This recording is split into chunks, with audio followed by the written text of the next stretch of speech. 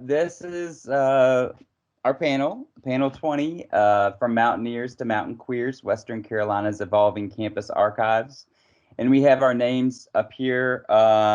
If you want to contact us, all of us are at Western, so you can look us up on the website. We should have put our emails up there, but that's okay. And so just to do a real brief introduction, we are looking at the archives here on Western's campus, two particular archives specifically. There we go. The first one is the Horace Kephart archive, and May and Jordan are working on that. The rest of us are working on the Jackson County Collective LGBTQ archive. And I thought we'd just do a really quick introduction on each of those. So May, do you want to take the Kephart archive? Sure. I think I'm going to talk a good bit about it and about him. Well, not a good bit, about 6 minutes worth of him in my presentation anyway. So, but I've been working on this archive for a long time, and it's an interesting one, and I'm interested in just how almost like these narratives of archives and how they change over time, and as we are hopefully bringing new voices and adding to them, how this portrait of what are complex historical figures and people change over time. So that's what I'm going to talk about a little bit in mine. And also, y'all go buy May's book. It's right here. It's just out, so it's a little song and dance for that too. You're welcome. Anytime. And then we'll talk about the Jackson County collection, the LGBTQ archive, and that has been we started that actually it was started before Sarah Steiner, who's here from our library, Hunter Library, started that archive with drag performances. And last spring we got a provost internal grant to keep going on with work with that archive, and we'll talk about that. We're sort of going from sort of a sort of historical archive, and then or like a sort of white man archive, then to like sort of white straight man, and then to our archive that's been developed that involves queer voices, ally voices, and depictions of gender and gender performativity. So that's sort of where we are with that. So May, if you want to take it away. Okay. It was a little hard to fit Kephart on one screen, on one slide, but I obviously tried. And I'm just I have sort of a little script to read, so if y'all bear with me. Leaving behind his successful career as a nationally known librarian, Horace Kephart moved to Western North Carolina in 1904 after a breakdown likely exacerbated by alcoholism. Like many others, he sought a, quote, wilderness where he could heal mentally as well as physically. Kephart never returned to his profession. He eventually established himself on a somewhat permanent basis in Bryson City and wrote 400 plus articles and books, often for national publications such as Forest and Stream, Outing, All Outdoors, and other sporting outdoor leisure publications. In the 1920s, he became an advocate for the Great Smoky Mountains National Park and participated in early correspondence about routes for the Appalachian Trail. In 1931, tragically, he died at age 68 in an automobile crash. He is buried in the Bryson City Cemetery. So that's the one paragraph in the one slide about his contributions. But I should also mention that, recognized for his significant and extensive collection of writings about the Smokies, Kephart is also a controversial figure. Most credit his knowledge of hunting and camping, to which he brought his significant book learning, but also his practical experience. But some complain that in Our Southern Highlanders, in particular, Kephart contributed to stereotyping of the region and its inhabitants, creating a kind of imagined pioneer wilderness inhabited by rugged, uneducated, moonshining mountaineers. My favorite quote from a Kephart skeptic is from Gary Carden. Quote, I always read Kephart with a clenched jaw, anticipating some flagrant offense in the next sentence. But on the other hand, many who read his books followed him to the region. I've even met a couple of people who read his books and came to Bryson City or the area and moved here. And the librarians and special collections state that by far the greatest demand is for the Kephart material. Even if they don't know Kephart specifically, they find the collection really important as a repository of information about the region, its culture, and its inhabitants. For better or worse, Kephart represents the archetypal man alone in nature persona that remains a part of the American narrative. So that next slide there, Travis. Oh, sure. So that's a little bit about Kephart. I want to just talk in the next 5 minutes about the original collection that Hunter Library had and how that's changed more lately. So the original collection reflects this whole persona narrative that I was just describing. It provided a great deal of information about his professional writing life, but almost nothing about his private history. According to the Library Finding Guide, the original collection through his executors was donated to the Western Carolina Teachers College, which became Western Carolina University. It was then loaned to the Great Smoky Mountains National Park for about 20 years and then returned to the university and special collections in 1973. And that original collection contains maps, Kephart's photographs, his amazing journals. You can see one of the journal pages. His librarian profession becomes very obvious there. Periodicals, maps, many other materials, including his library. And it really does provide a wonderful overview of his professional career from his arrival in Western North Carolina until his death. In 2004, WCU Special Collections, along with the Mountain Heritage Center, created Horace Kephart Revealing an Enigma, which was an online exhibit commemorating the 100th anniversary of Kephart arriving in Western North Carolina. But it was really not until 2012, and you see the document there on the right, that we received an important new collection. At this time, in celebration of the 150th anniversary of Kephart's birth, Kephart's great-granddaughter, Libby Kephart Hargrave, and members of the Kephart family donated about 700 letters, cards, photographs, and published materials to create the Horace Kephart and Laura Mack Kephart family collection. These donations completely transformed our understanding of Horace Kephart. While we had thought that he had remained estranged from his family for the rest of his life, this new material shows that he corresponded with members of his family all through the years. The new collection included one precious letter from Horace to Laura from their courtship days, along with a bouquet of dried flowers, which was important because they had agreed to destroy almost all of their correspondence. But we have that one letter. Kephart was also in touch with his children, especially as they became adults. His son Leonard provided important advice on his father's writing and tried unsuccessfully to help him get his novel published. The additional material really allowed his biography, which was not published until 2019, to show the influence of his family, even as he chose to live apart from them. The collection also shows the price his wife, Laura Mack Kephart, paid to allow Kephart to live the life that he chose.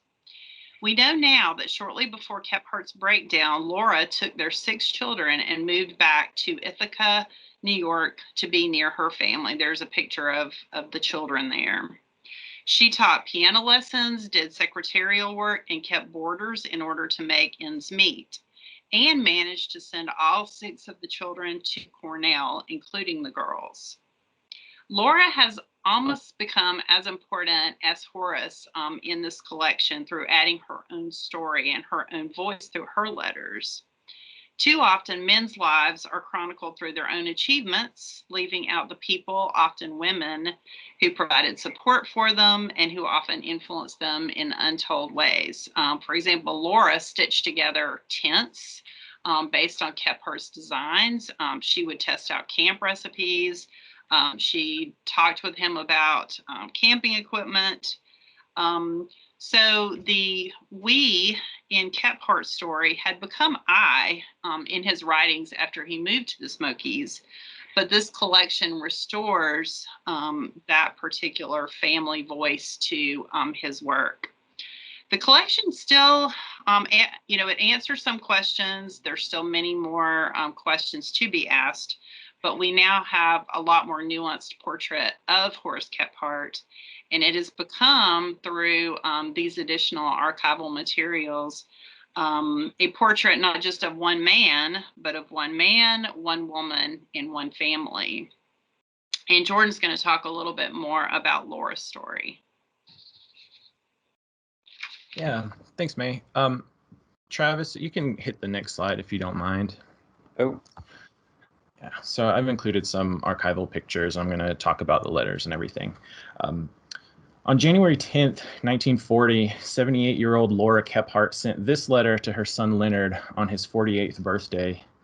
Dear Leonard et al., to celebrate your birthday, the Riley farmhouse and contents burned to the ground around 6:30 p.m.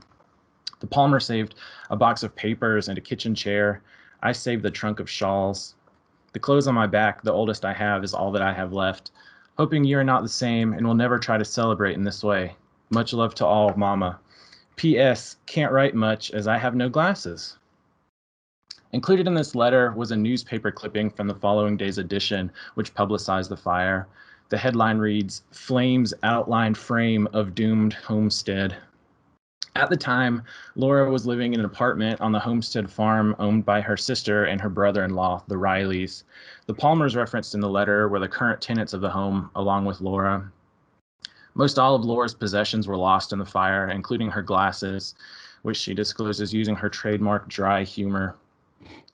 It's difficult to think of the further archival documents that were destroyed in the fire of 1940, what other components and complications they could have added to this Kephart narrative.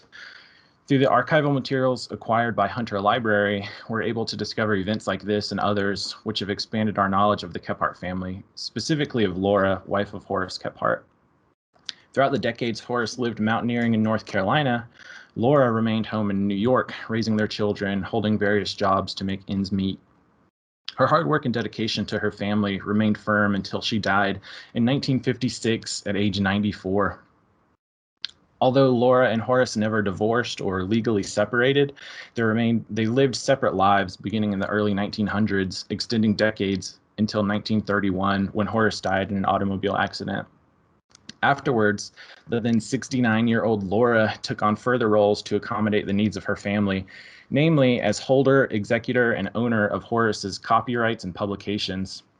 And if you could click to the next slide, please.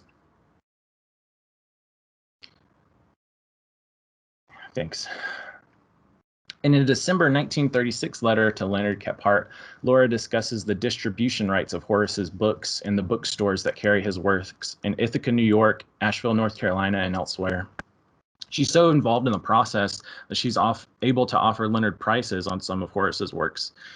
She says, "You may give what you please. It is really a cheap, as to money, present. If you sell, 1 copy, 50 cents, to retailers, 40 cents cash, 12 copies, $4.50. 50 cents in 2021 would equal around $9.46, while $4.50 would equal around $85.15. And to showcase that this is not strictly a business letter, she's still a mother after all, she ends the letter with, "Had a fine, cheerful letter from Pauline. Hastily, Mama." For context, Pauline is the daughter-in-law of Laura, and Laura liked to sign off her letters with hastily because she was always in a rush to get the letters off to the post before it was too late in the day, because she was such a busy woman. Here we can see how Laura is serving as a kind of agent slash manager for Horace.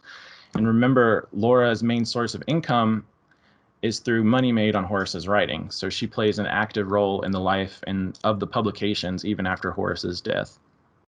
Next slide, please.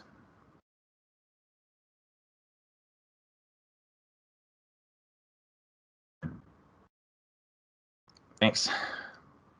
In another letter from July 1945, when Laura is 83 years old, she writes a letter to Leonard that touches on some of the struggles she's had in this role as this agent, editor, manager. She writes, "Did you get the papers about your father? Suppose you have not heard more from Mr. Question Mark, who wanted to write his biography.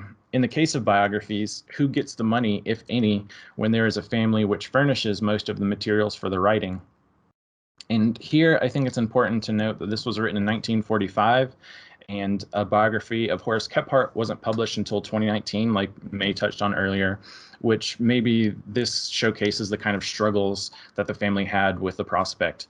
The letter continues, "My check from Macmillan came yesterday, $849.43, the most ever." And again, I just want to note, this would be approximately $12,411.78 in 2021. The letter continues, "They have increased slowly each year, and Macmillan had the nerve to tell me that Southern Highlanders was practically dead, and Camping and Woodcraft, which are some of Horace's books, was not so new. Then offered me the grand sum of $500 for the 2 copyrights. Twice, I have $25 for the material quoted in other books. This is a queer world when it comes to money matters. In this case, I decided that sentiment had always come too high for me to indulge in it. But this time, I would keep the copyrights, as their keep would not cost anything and would be a comfort and pleasure to me." The financial aspects of the publications and copyrights are at the forefront of each of these conversations. But because Laura relies on the money made from Horace's writing, it needs to be. And here in this excerpt, we can see the pride she has in keeping these copyrights. We can feel her comfort and pleasure emanating from the page. Laura's role in the life and works of Horace Kephart cannot be overstated. Thanks to the archival materials given to Western Carolina University by the Kephart family, we're able to fully realize those roles. I was fortunate in being awarded a research grant during the summer of 2020, which funded my work in transcribing over 70 Kephart family letters. Without these materials, Horace Kephart's legacy would perhaps not be as complex or complicated as it is currently, showcasing how vital archives are in our discovery and preservation of history.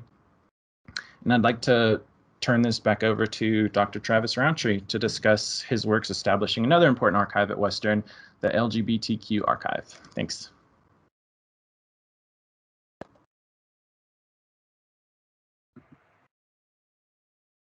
Thank you, Jordan. Can y'all hear me?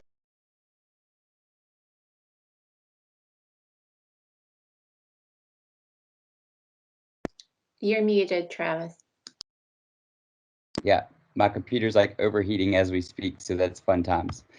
So another archive that we have here at Western is and this is recently established as well too. Well, a little bit more recently established, is the LGBTQ archive, the Jackson County Collection.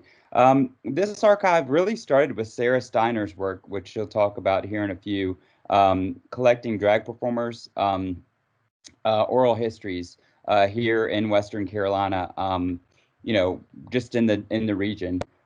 So how this really got started, and I mentioned this earlier, is that we got a provost grant last spring 2020, which seems like eons ago, right? The before times, to fund events, which also were like pandemic pending now, but to fund events, but also to fund student workers to help with the archive too. And to fund all different sort of aspects as well, like a transcription pedal and other things having to do with the archive. So one of the biggest things, one of the sort of head starts of this after Sarah's work was I had my students collect oral histories from faculty, staff, other students on Western's campus, you know, all kinds of folks who were interested in contributing to the archive, and obviously local community members as well too. And they also looked at other artifacts too and analyzed those. So recently we've linked with Blue Ridge Pride and UNCA, and you can see this link here, and I can actually put that in the chat during our questions at the end. I'll insert these links too. We've linked with that archive with Blue Ridge Pride and UNCA, and we're kind of working in tandem with them as well on certain projects.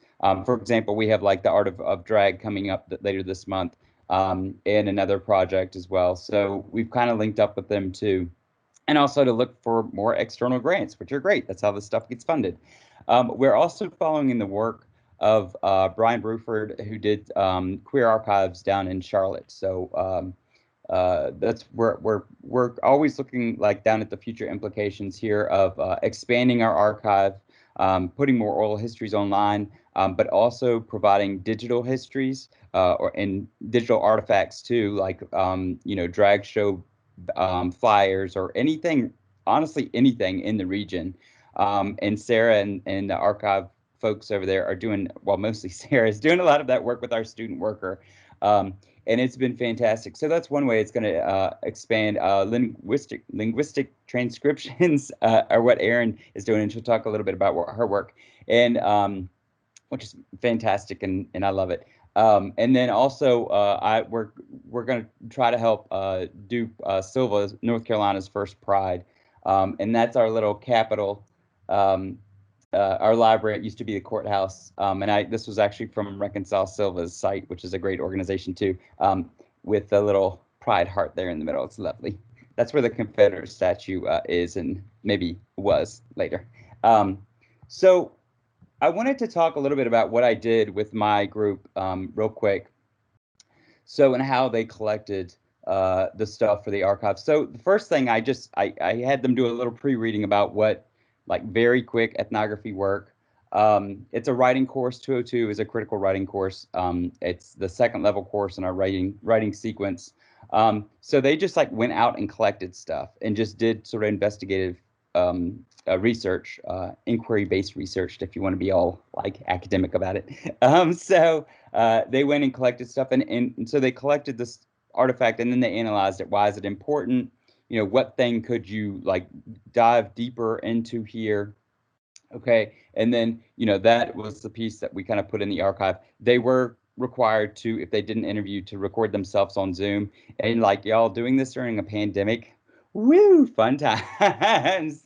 Except it was crazy, and I do have to sort of preface that too, is that I have done this before at IU East, Indiana University East, up in Richmond, Indiana. Same project, same sort of thing. Got an internal grant to do this, and it was fantastic. And this is much different than doing it in rural Indiana in Mike Pence country. So yeah. So it's been really great to see students' investment in this. So then I prepare them to kind of do like so it starts inward, and I say, okay, great. So you're collecting these pieces of archival, ephemera or histories or whatever. Pick something that I'd like for you to like research later or to look into. So they do a little research proposal there with a literature review. So say they're looking at, someone picked like a living and learning LGBTQ dorm. And then this was when I was in Indiana too. So an LGBTQ living learning dorm. And then I said, okay, well, like, do those exist in the rest of Indiana? And they did that sort of research, and then the sort of bigger research about like why are these important to LGBTQ college students. So that's sort of what happens here with the research project. So they go from small to expansive, and then with this last project is like sort of a genre analysis, which means they look at the different types of genre that are written about this certain thing that they're analyzing. So just a couple of reactions from students here. They said, I was able to learn a lot of new things about the LGBTQ plus community. I loved this class so much, it really allowed me to grow a lot, not just as a writer, but a person. Assignments were always enjoyable, and I absolutely love this class. And also, like with a writing course, you'll get the one that's like, I don't know why we're doing all this LGBTQ stuff. We should be writing. And I'm like, you are writing about it. Like, so anyway. But again, you do get that pushback. When I've done this before, there can be pushback with this, and that's sort of just a precursor. But also, this is sort of also life-changing for a lot of students. I had a trans student who was very out in public in my class, and actually volunteered and is in the archive now. And that happened when I did a similar project at Louisville too. So this is a really great way to have students see about the community, but not just about the community, but empower their own voices as well too, and to talk to each other. I had another student who, this pair of students were interviewing someone else, and they were afraid of the questions that they were going to ask her. They wanted to be really like, they're like, are these okay? And I'm like, that's great. You're looking at yourself as a researcher here and your research stance. That's amazing work. And like, yeah, talk to her. Like, so doing this in a composition course is really fantastic. And there's a lot of, I have like a bibliography of um, uh, resources if you're interested in how archival work is used in composition courses.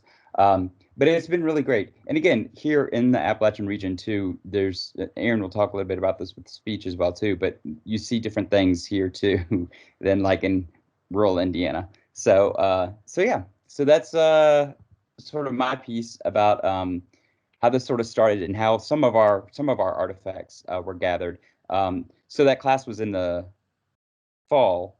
And so we're continuing to gather stuff. So the three of us continue to gather things, as well as other folks who volunteer with us. And we have like a backlog of collecting stuff. So folks are excited about it. So I will pass it along to Sarah. Thank you. And we can actually, if you go to the next slide, that would be excellent. Thank you so much. So I'm going to speak a little bit to the library and archives aspects of this project. For those of you in the audience who are teaching faculty, librarians, or archivists, this is going to be sort of the whirlwind of considerations of the workflow that you need to set up, thinking about the lift if you want to start a project like this, and also some of the side benefits, because this sort of project does have a pretty heavy lift to get it off the ground, especially if it's something that blows up sort of delightfully like this one did, because it started off, as Travis mentioned, very small. And anybody who would like to speak more with me after about any of that, I would be happy to hear from you. And I have lots of documentation that I would be happy to share. So thinking about some of the benefits of a collection like this for your community.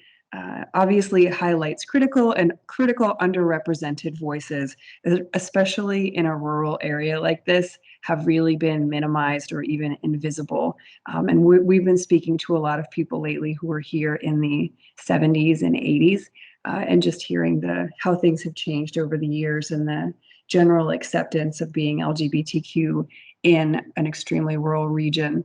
Hearing how that has changed has been profound and disturbing, but in recent days, much happier. And so it lifts people up in that way, supports student and community research, obviously, but there are a lot more benefits that you might not immediately think of. And any of you, I don't know if any of you might be subject specialist librarians, research librarians. So I'm a subject specialist, and this sort of work is unusual for librarians of that sort. It's generally conducted by archivists who are charged with sort of maintaining the historical record of a region or special topics. So it turned into a great in-library collaboration. It also was a great chance to foster meaningful collaboration between librarians and archivists, and also the faculty and staff around campus. So in addition to me working on it with Travis, who focuses on rhetoric and composition, we've got Aaron Callahan, who's working on linguistics. So we're tying in these important voices with the work of students in all these different disciplines. And then, of course, other students in the future will be able to access this in perpetuity. And then, of course, in addition to those, we're interviewing a lot of folks on campus. We're getting artifacts from a lot of people on campus. So those of you who are worried about marketing, librarians and archivists, it's a really wonderful chance to make some of that happen in a creative and fun way. And then last but not least, this supports student research through the collections. And also it gives you a chance to employ students, which is something else that we can do to support student success and involvement. And I would actually love to memorialize some of these efforts as paid student internships so that students can get course credit and also be paid in the future. And Sarah DeArmond was one of our student employees on this project, and she'll speak a little bit later about the benefits she gained from doing that work. And just to touch on, again, I mentioned the lift, the sort of workload lift. So I just listed out a few considerations here of things that came up because this wasn't my area of expertise, it was a little bit more than I expected.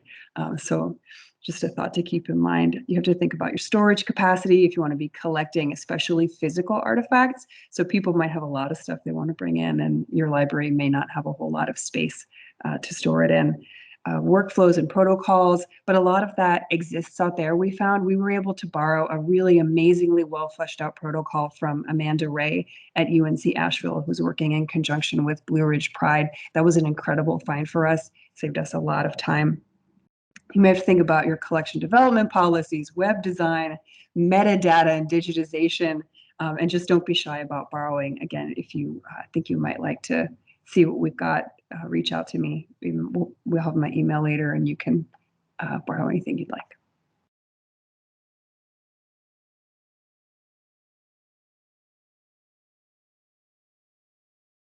And I think we can go to the next slide, which is Erin.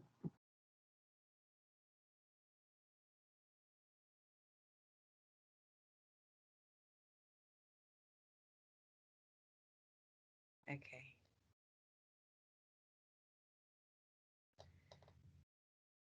Here I come.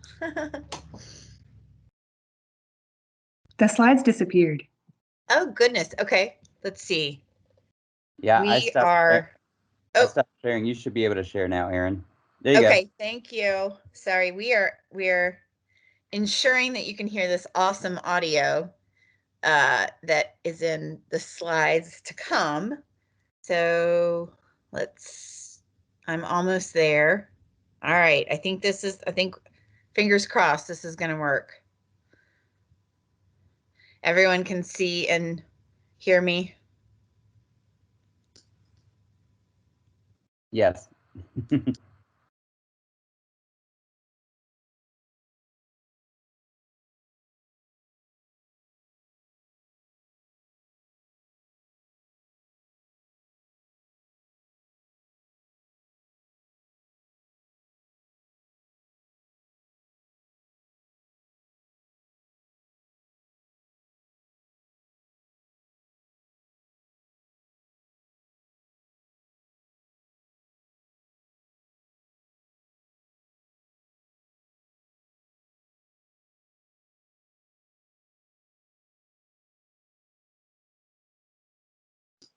Erin, I think you froze if you can hear us.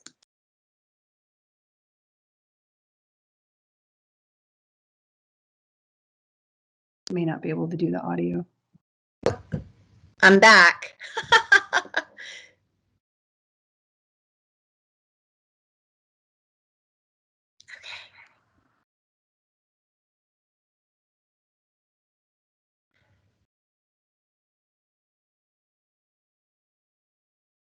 We can hear you, but All now right, can we y'all see you. hear me?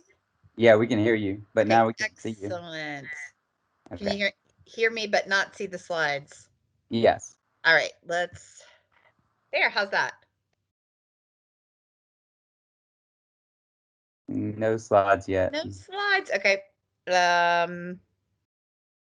Let's try one more thing, and then I guess we'll switch back to Travis. Someone in the chat can see the slides. It might be the way we have things pinned. I don't know, but someone in the chat said that they could see the slides.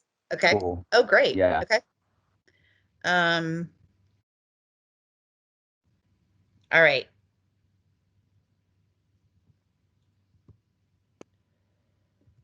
Here we go.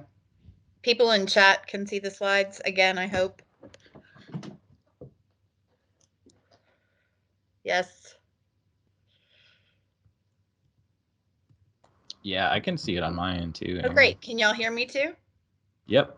Oh, perfect. Okay. The computer that's recording this cannot see the slides, but maybe you should just go for it anyway. Okay. But I Okay, cannot let's see do the that. slides. Yeah, you can, the slides will be, I guess, in the presentation that we'll share. So I'll just talk. So I came to this project as a linguist, and I've been so delighted to learn more about the methods of inquiry of archivists and oral historians. Linguists typically look at speech in a very controlled environment. And so it's, you know, first of all, the studies in linguistics and sociolinguistics in general, the studies of language and sexuality and language and gender are very, very new, and they're almost non-existent in rural communities. So that's part of this project that's especially exciting as a sociolinguist, is not only working in rural communities where these voices have been, you know, increasingly invisible in the past, but also working cross-disciplinarily with archivists and sort of oral history methods. So my slides are going to focus on advantages for both disciplines, and then I'm going to give you a quick look at some of the linguistic transcriptions and maybe some of the emerging patterns. So I'll start actually with advantages for variationists. So variationist sociolinguistics, which is the discipline that I come from, tends to focus on very technical details of speech, like the frequencies of your vowels or fine-grained grammatical patterns. And then we try to connect those to social categories, identities, genders, certainly sexuality categories and orientations. And so one of the advantages for variationist sociolinguistics is with the artifacts that Dr. Roundtree Travis mentioned in terms of the ephemera, because then we can really start to expand this sort of very technical inquiry into the material world, right? So instead of, you know, some variationists do things like ethnographies to become really well acquainted with communities. But in these kind of studies, we have access to these really rich materials like coming out letters and pins and pamphlets and notes and journals, right? Which we can connect to. We can connect to these very technical details of speech in order to explore the symbolic practices of speakers. And so I'm looking at leveraging that kind of partnership to talk more deeply and meaningfully about language in the body, exploring speech and speech categories and identity, both in the past, the present, and the future. And also taking advantage of some of the enhanced protocols that we've developed and that we've borrowed from Amanda Ray at UNCA as well. So she has developed, and we've sort of appropriated and modified with permission, modified, expanded the UNCA protocol in terms of an intake form where speakers identify, you know, everything from their orientation to their pronouns to gender identities in a very kind of standard way that makes comparison very straightforward, comparison between speakers. And then these very, you know, kind of speaker goals that are very new to variation and sociolinguists, like, you know, what kind of community advocacy are you interested in or have you participated in? What are your goals for your community? We typically don't ask those things before we start a sociolinguistic interview. So these are really sort of like rich new directions that oral history takes us as linguists that I'm excited about. I will go back to, so I would hope and I would submit that there are also advantages for oral historians. We know, sociolinguists, variationist sociolinguists know a lot about technology and software applications, so digital recording, phonetic software to quantitatively analyze speech and speech categories, statistical analyses, how to sort of code transcripts and run statistical analyses. And so I'm hoping that that's something that can be presently and then also in the future helpful to oral historians in order to take a much kind of more fine-grained and maybe even quantitative look at the narratives in their oral histories and archives. And finally, I think we're are we a little bit short on time?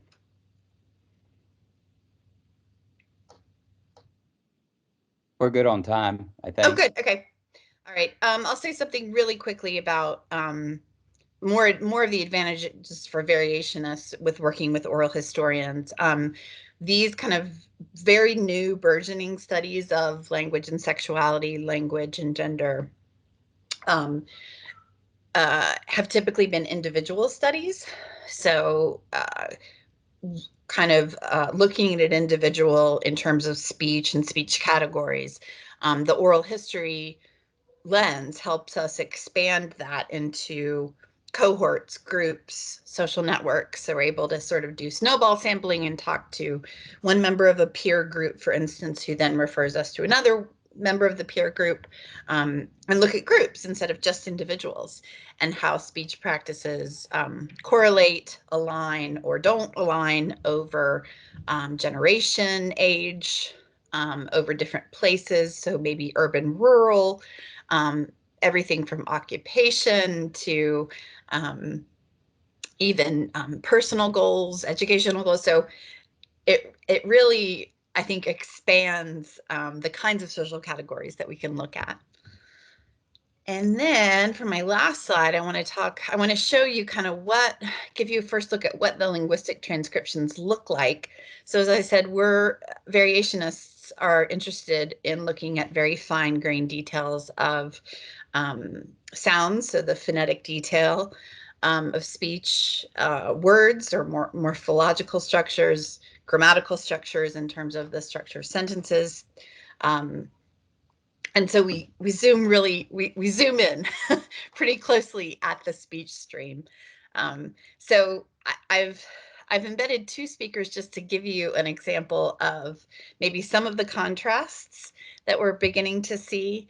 On the left-hand side is, well, at the top of the page, you'll see the first kind of very rudimentary but endearing safe zone emblem that was created at Western Carolina within the English department, we're proud to say. And a woman in our collection who was born in the 1940s, who identifies as lesbian, cis, who was behind some of these really Herculean, amazing advocacy efforts in the 90s and early 2000s. So she's talking about what she has built in her department and across the university in terms of representation and advocacy and courses. And so she, near the beginning of the interview, so this is like 3 minutes into it, she says, well, I'll let you hear what she says. Okay. So we started from ground zero where all the doors were closed to all the closets. Were y'all able to hear that? Yes. Yes. Yeah. Okay, great. Okay. So here, this is the phonetic software that we use. It's called PROT. And so if we zoom in really, really closely, the first tier down here is the phonetic transcription. Tier 2 below that is English orthography or spelling, right? And so using this lens that is, so fine-grained and so zoomed in, allows us to look at things like vowels. So in that little circle there, you'll see the two formants of her vowels in all. So that has to do with how low the tongue is in the mouth and how far back it is. So you can see tongue height and frontness or backness, and those change over generation. So for instance, the generation of students that I teach, I've noticed a typical pattern, which is that their O's are very front. So they'll say, oh my God, oh, versus older generations that say, oh, right? So that's a vowel shift that we see. And so it's, it's intriguing to see how queer populations either accommodate to or appropriate or distance themselves from those kind of vowel shifts. And we're able to do that when we have the scale of analysis that is so detailed. So vowels, we have pitch variation. So the prototypical or stereotypical pitch variable that people are usually is socially salient enough that people are aware of it is so-called uptalk or high-rising terminal. So I went to the store and then I went to the, right, you've all heard that. We tend to think of it as like Valley Girl speech. And in this case, she has a falling contour. You'll see there with the yellow dotted line. So she says, we started from ground zero where all the doors were closed to all the closets. So you have falling contours. And then if we go over here on the right, this is probably not even the next generation after the left-hand side speaker, but even the next, a pan-trans man born in the 2000s. And he is talking about, in his 20s, talking about walking across, an undergraduate, walking across the quad, and his friend says to him, did you hear that? That guy over there, like, screamed at you, saw your button on your backpack and screamed at you, tranny. And so he says to me, like, it was oddly affirming because, well, I'll let you listen. This was his evaluation of that moment. But the cool thing about that is that I've never been bullied, and because of that, it's affirming for me. Wow. If they can see me as a tranny, my job is done. I've made it. So he says, I've never been bullied, and so it's oddly affirming for me. If they can see me as a tranny, then I'm done. I've made it. So you can see kind of the shift from like very homogenous, static social forces that in the past decades, speakers were sort of facing and trying to get over, versus this very dynamic kind of heterogeneous experience. Because certainly he was not bullied, but many of his peers were, and that is reflected in speech. So in addition to the vocalic or the vowel variables and the pitch variables, we're able to see things about sentences and phrases, and even lexical variants like labels that speakers use for their in-group communities. I think that's it. I will relinquish control.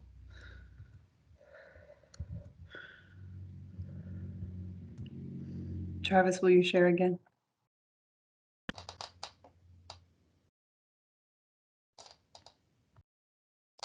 Thanks, Erin. I'll just launch into the marketing piece because there's not too much on the slide anyway. Give me just a second, I'll share. Sorry. Sure. No, it's fine. Thank you. So marketing is another crucial part of this, and we thought we would share a little bit about how that all came together for the LGBTQ archive piece. And it was interesting to me because this started off as a passion project that I was just doing sort of for fun, and because we lost our gender studies program at my university, which I thought was a bummer. So I wanted to highlight some of that content. But I started off just by doing sort of small stakeholder meetings around campus. And then I had enough of them early on that when Travis came and joined the faculty here, somebody knew that I was working on this. Actually, Jess Corey, she's here today. Hi, Jess. And so she let me and Travis know that that might be an area of collaboration. So it started off very small, word of mouth. And then we were able to leverage the marketing machine of the university library and of the university, and also now of, whoa, this is very meta. And also Blue Ridge Pride and UNC Asheville marketing mechanisms. So it was nice to be able to lean on a lot of the stuff that was already out there being affiliated with the university, to get things out on social media, also just sort of casual word of mouth. But then I think you also have to be prepared, perhaps unexpectedly, to have people with very large cameras show up in your office when you start using these mechanisms. So we've had News Spots, Channel 13 here, which is just a local station. And we also got on the local Blue Ridge Pride station and did interviews with that. There's been some stuff also coming out of the English department, in terms of getting this content out via all these arms. And that's another one of the strong perks of doing a collaboration like this that involves so many different folks, is it gives you a lot of avenues to get the word out, and then you get more and more people who want to be involved. So now we've generated this amazing list of people who want to speak to us. And you can also let people know, especially if you're speaking about vulnerable populations, let them know that they can be interviewed anonymously. I meant to mention that a little bit earlier. That can be a good way to call people and gather their very important stories without asking them necessarily to, share more than they might want to share. Travis, is there anything you'd like to add on the marketing piece? Actually, give me just a sec. I'm going to move these screens around because you disappeared. No, I think one of the things about the marketing too is, yeah, everybody is super interested in this and in sharing the archive. We had a piece on BPR. We had a piece on the local radio, or on the local news, like Sarah was saying, which was interesting and fun. And I think in doing this, some folks have to be prepared to talk. And actually, one of the pieces too, is that a local community group, that's a theater group that I'm a part of, that we're kind of doing community theater about this now too. So it's just being picked up in several different places. And I think that's great. I think that the more the word spreads, the better. Blue Ridge Pride has a wonderful, actually it's the WNC LGBTQ archive has a great Instagram, social media account. I mean, they're like on it. And so we're a part of that social media account too. So if you want to, this is like when wish we were on YouTube, like click to follow, like that type of thing. It's so if you do want to follow that account, it shows what they're doing, but also what we're doing as well. And again, that's WNC LGBTQ plus archive. You should find it there. So that's what I would add about the marketing and recruitment.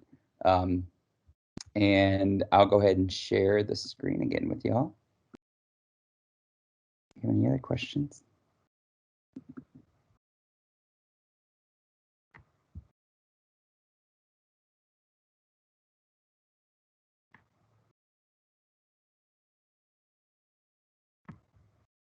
It looks like it's showing the background as opposed to the slides, Travis. I think it's getting there.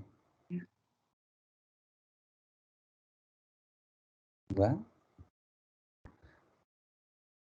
it's always a fun thing to have happen too. Technology is great. I'm not sure where that just went. Anyway, but any questions about like the publishing aspect or the promotional aspect of it? Cool. Let me see, bring these slides up again. Sorry about that.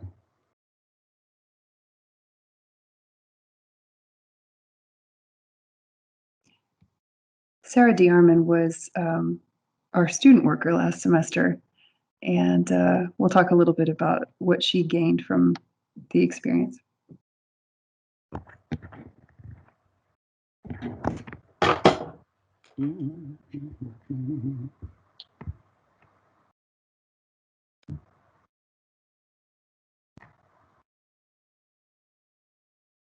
Give me just a sec. These slides are coming back up. My computer's having a meltdown. Technology is always so fun, y'all.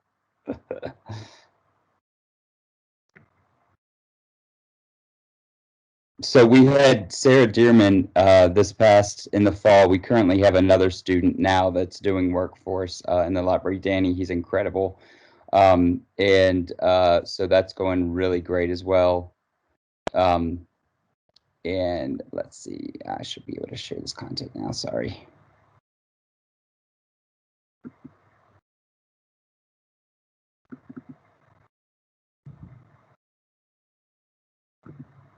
Can you all see the slides?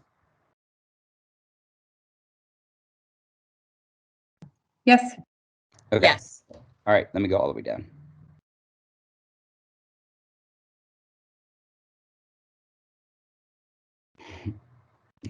There we go.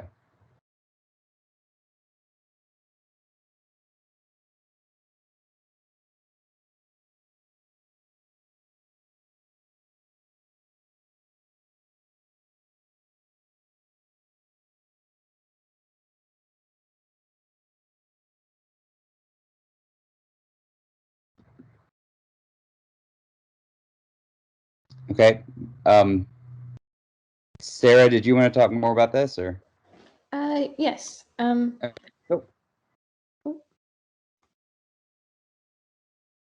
Yeah, we can hear you. Okay, cool. So I started working for the archive around like summer 2020, I think like July or August, and I continued through the fall semester. And I gained a lot from this experience. I did like recruiting participants, collecting artifacts, transcribing oral histories a little bit, and I helped create the design for the website. And I think all of this together was a really good way to build a foundation for conducting research at a university setting. And I plan to pursue gender and sexuality research in graduate school and like as a career. And this has also really helped build like professional connections, and working with everyone has been really great. I feel really supported. I just gained so much experience, and it's really great to have it outside of the classroom. Because like you can do as many class projects as you do, but this is way more responsibility, and it's outside the classroom, and you get to have experiences like this, like presenting at a conference. And it's also I really love the way that it connects with the wider community. Like it's archive of WC, but also Jackson County. And you can be a student on a college campus and not ever really go out into the wider community. But I think what's really amazing about projects like this is that you can connect those two things, because I think it's really important to connect, support, and empower communities both in and out of the school. And so I think just all around, this has been a wonderful experience, and I've learned so much, and I feel really like I've gained so much both academically and like socially, I guess. So yeah. Cool.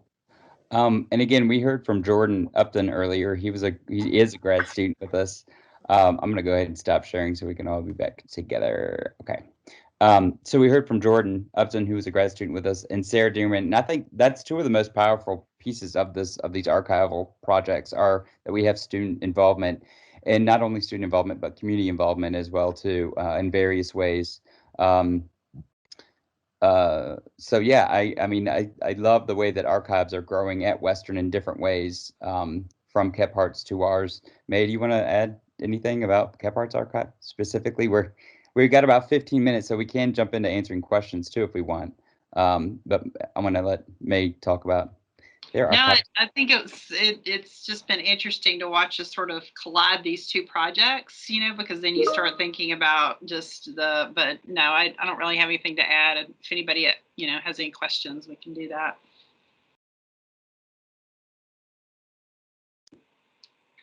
I apologize for the technology earlier too. My computer just was going wonky and I had another screen plugged in, so that probably didn't help. I actually had a question for Sarah Dearman. I was curious, Sarah, about what your major was, what you were studying here at Western. Maybe I missed it. Yes, I'm a double major in sociology and international studies, and I graduate in May. Cool.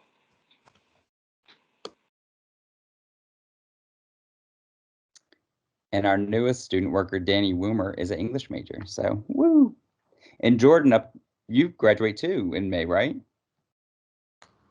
I do graduate in May. Looking for a job. If anyone would like to contact me, feel free. I would be more than happy to speak with you about my qualifications. You've already got half academia down by that. That's great. It's good.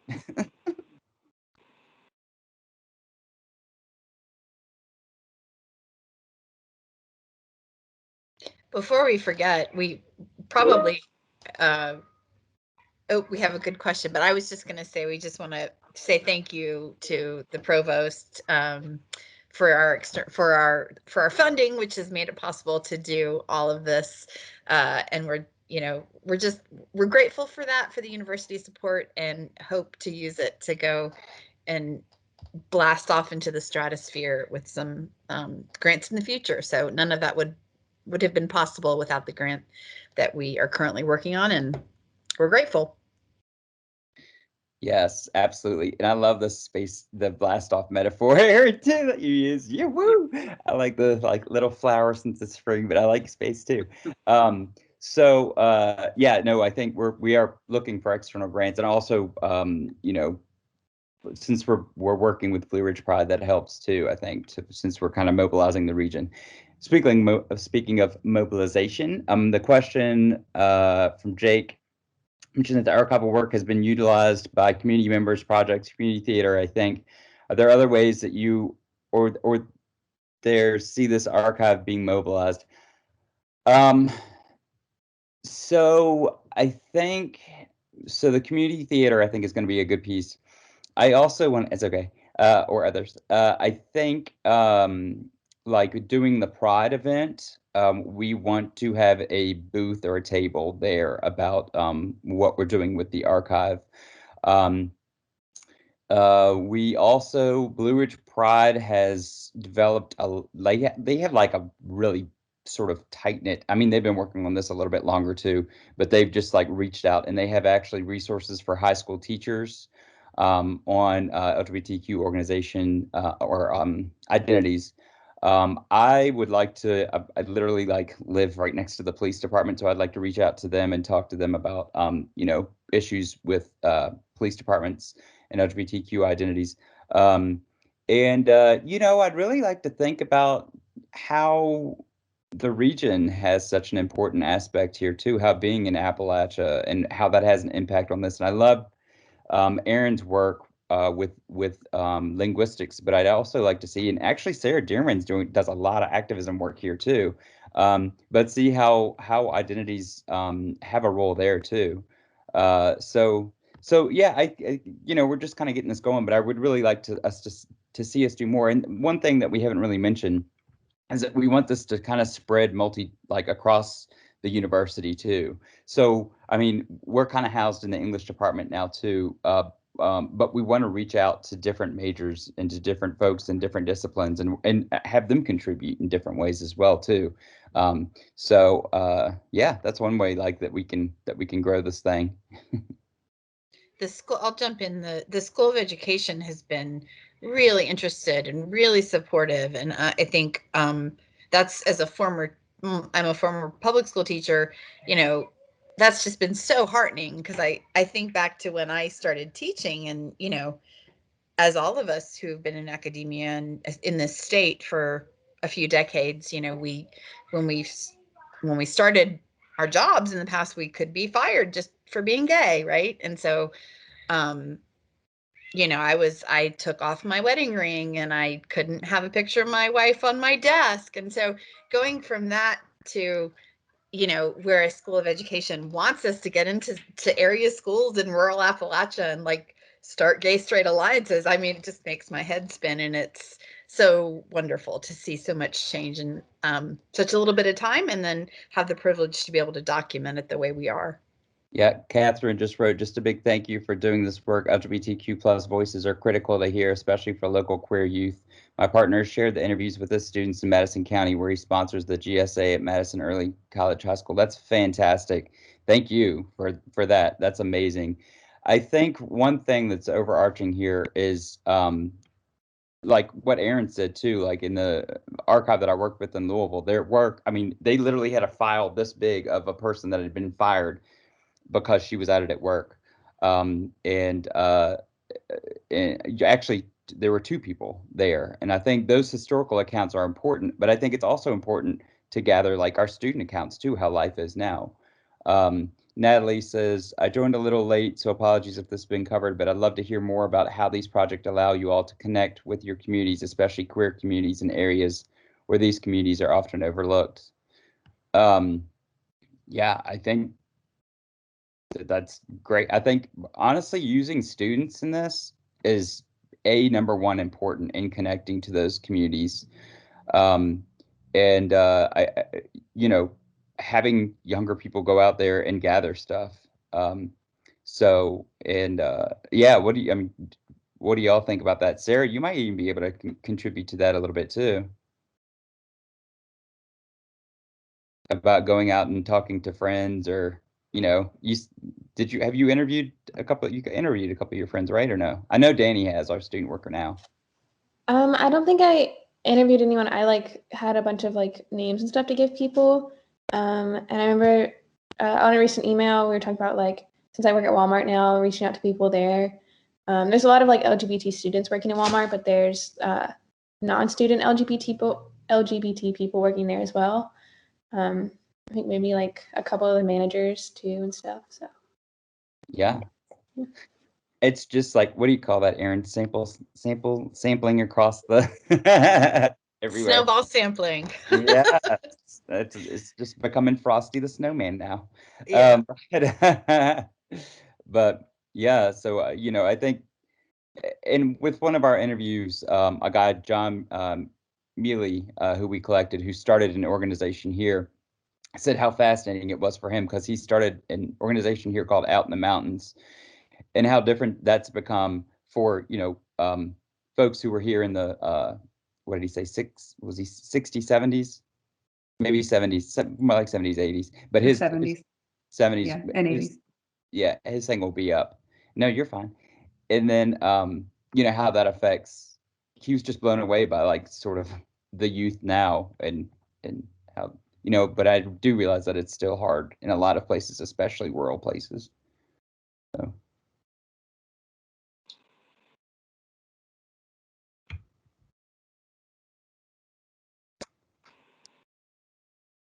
Sarah, do you want to talk a little bit, like, so you said we have 15 more oral histories in process. Are those, which one of those are going to be uploaded? John's, I know, maybe among them, but Yeah, so the ones that Travis did with his English 202 section are close to being ready, and then we have another set of, gosh, I think there are 9 more after that. Some of them are from the 202, but they needed a little more cleanup. And then we've got John Mealy.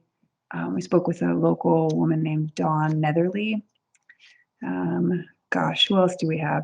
And then we have a database of, I've forgotten how many people we still have outstanding to interview, maybe 30. And then Sarah DeArmond did sort of scouring of one of our local papers called the Western Carolinian for references to the first LGBTQ group on campus, which was called Lavender Bridges. So we've been doing some cleanup on those, and we'll have them up very soon. And I think Aaron just got us a box of content from former department chair in English at Western Carolina University, which is about is that about Safe Zone stuff?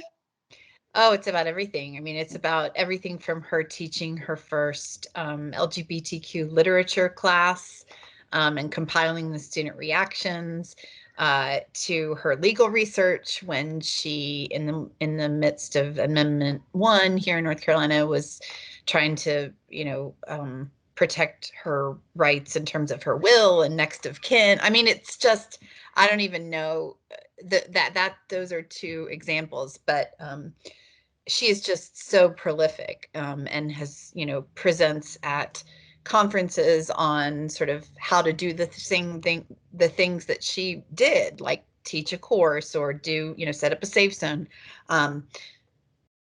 so it's just an incredible sort of just repository of evidence and artifacts of her advocacy in her life over these past few decades. So my first interview with her was, I said, well, this is chapter 1. There's got to be 10 chapters here.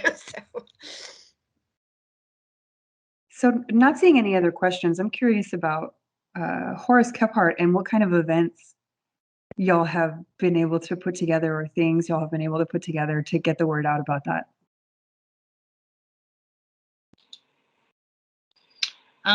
Well, Libby Kephart Hargrave, who has really been the force behind a lot of the donations. And it's interesting that the Kephart family didn't even all know each other. It's interesting that the whole family kind of has gotten to know each other through this archive, because of course there was just a distance. So it's interesting to think about getting to know someone through his writing that you didn't know through your own family history.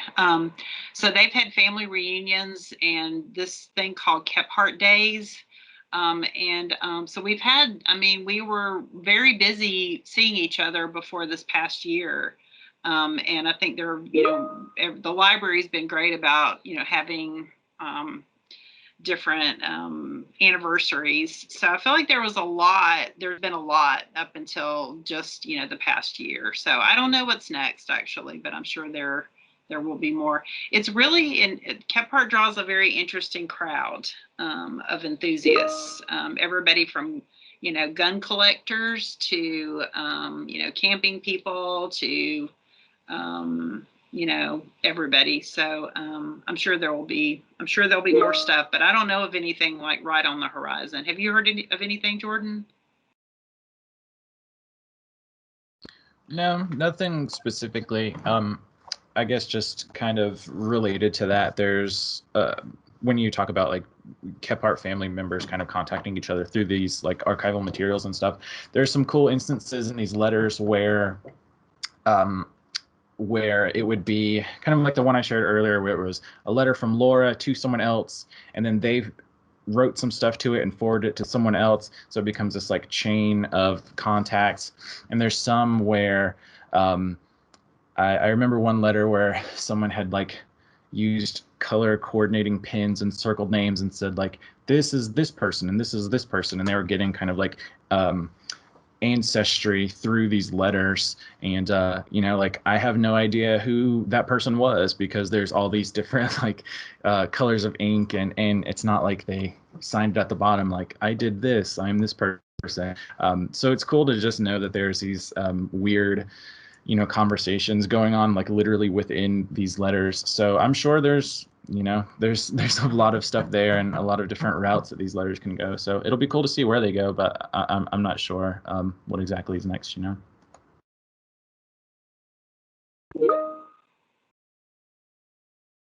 On that note, I think it's lovely that we can finish with like rainbow letters too. That could be the great connector in many voices. Yay! So I'd like to thank all of the panelists here and those who came to our presentation. This is just such great work, and please do get in touch with us if you have questions, if you're local to the area. I'm just grateful to not to pat ourselves on our back, but work with so many people at Western now too. So thank you all for coming, and we appreciate it.